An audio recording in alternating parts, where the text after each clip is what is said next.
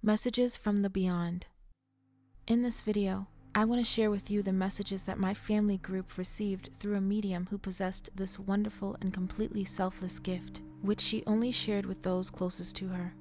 As I have mentioned in previous videos, I believe that being able to communicate with our loved ones once they have transcended to a higher plane is a great blessing. Now, I will tell you how it all began. The first time I experienced this process of communication with beings from beyond was when one of my friends unexpectedly passed away at the age of 23. He had a motorcycle accident just 2 weeks after buying a high-speed bike. The news was shocking and deeply painful for all his friends and family. He was a beloved person, full of kindness. One of his aunts was the medium. Just a few hours after his passing, while we were all gathered at his grandparents' house, he came down, connected with his aunt, and she began to behave differently.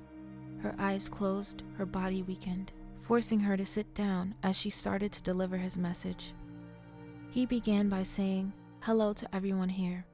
I want you to know that I love you very much, and I'm sorry for leaving like this, but this was my time.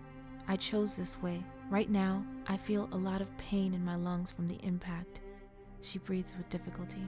"I shouldn't be here yet, but I escaped from the hospital where they treat our pain." Energetic healing process. Souls who have experienced intense physical trauma sometimes go through a period of healing in the spiritual realm. There are descriptions of spiritual hospitals or rooms of light where souls receive energy to recover. Mediums have described communications with souls who claim to have spent time in recovery centers before feeling whole again. He continued, "I ask you from the bottom of my heart not to cry for me because I am fine. I want you to celebrate and be at peace. I left at my best moment. I was working in the profession I loved with all my soul. My self-esteem was improving. I was exercising and taking care of my health. I was discovering love. And that night I felt so free and alive that I left nothing unfinished. For this reason, I want my funeral to be a party with reggaeton music. I want to be buried in my blue checkered shirt, my cap from La U, my favorite soccer team, and my blue sneakers." Experiencing that moment was truly impressive and emotional. I was amazed to see how she spoke just like him, and hearing that message brought me great peace, knowing he would be okay. It was a wonderful experience. The ceremony of light. As the days passed, he continued visiting us frequently, sending messages. He told us that he had been received in the ceremony of light, where he reunited with his ancestors, who welcomed him with open arms. They gave him a task to receive and guide children who had passed before their parents, helping them understand why they arrived there. Some advanced souls choose to become spiritual guides, assisting both incarnate and discarnate souls. Others help newly arrived souls adjust to the spiritual realm. My grandmother's journey. When my grandmother passed and came through for the first time, it was so beautiful to connect with her and know that she reunited with her mother. She chose to remain at a younger age. Ability to change appearance. It is said that in the spiritual realm, a soul can modify its appearance according to its intention or vibrational level. She described the place as like Earth but more beautiful, with vast green fields, meadows, mountains, crystalline lakes, vibrant colors, and a luminous, pure atmosphere. No gravity or linear time. The soul can move instantly by mere thought. Telepathic communication. They communicate without words. Reality shaped by energy and consciousness. The environment adapts to the soul's vibration. My grandmother had lost her vision at a young age, so when she arrived, she could not see. Later, she told us that she had regained her sight. Evidence from mediums and near-death experiences. Chico Xavier, a famous Brazilian medium, channeled messages from deceased individuals who said they initially still felt their physical limitations, but were later helped to overcome them. Allan Kardec, in his studies on spiritism, documented cases where spirits reported a gradual expansion of their perceptions based on their level of consciousness.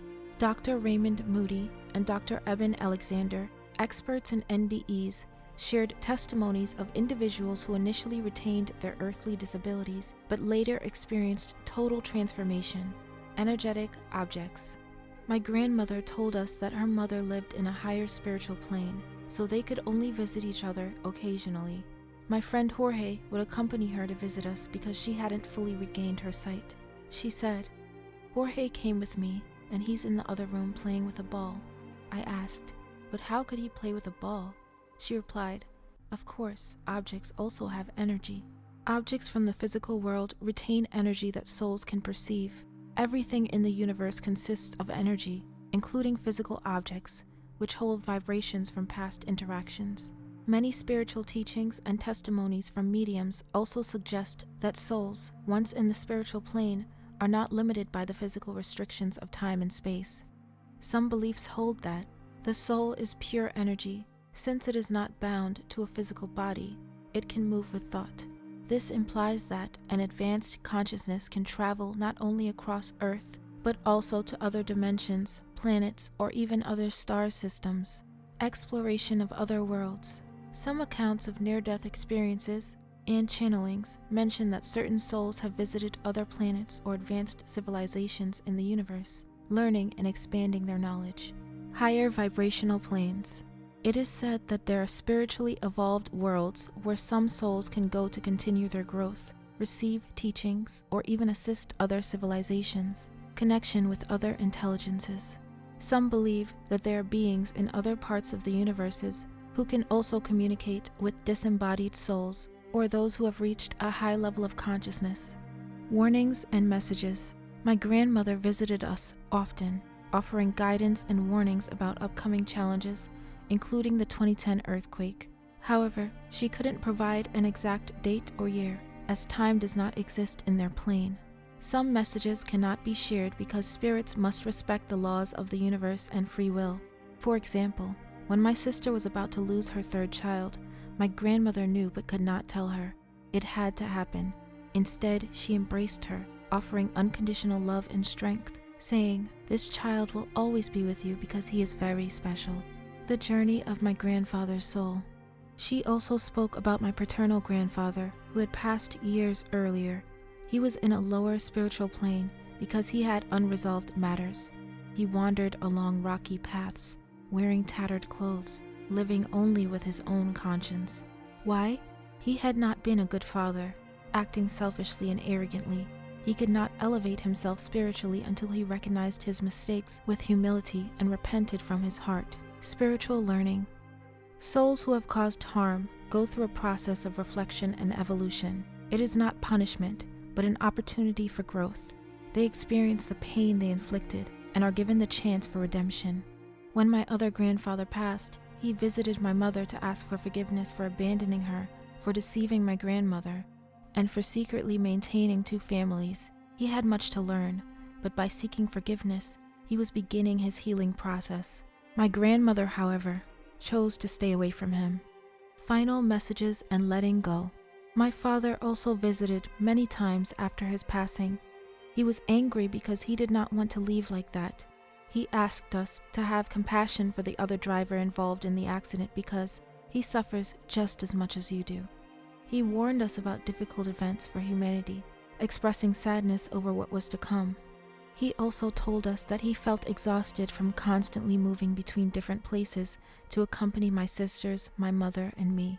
He asked us, "Please don't cry while driving to avoid accidents." In time, our loved ones had to continue their spiritual evolution. Their visits became less frequent. I feel immense gratitude for experiencing this process, as it brings peace and understanding that this world is a school for learning and personal growth. We are eternal. We all have our own divine timing. If we embrace detachment and compassion, we can view death with peace, gratitude, and hope, knowing that one day we will reunite to continue evolving together. Thank you for joining me on this incredible journey beyond the physical world. These experiences have brought me deep understanding, comfort, and a new perspective on life, love, and the afterlife. But I would love to hear from you. Have you ever experienced a message from a loved one who has passed? Have you had any spiritual experiences that changed your outlook on life? Share your thoughts in the comments below. Let's create a space where we can explore these mysteries together, with respect and an open heart. And if you enjoyed this video, Don't forget to subscribe so you don't miss future stories and discussions about the spiritual world. Your support helps grow this community and it allows us to keep diving into these fascinating topics. Until next time, stay open, stay curious, and remember, our loved ones are never truly gone.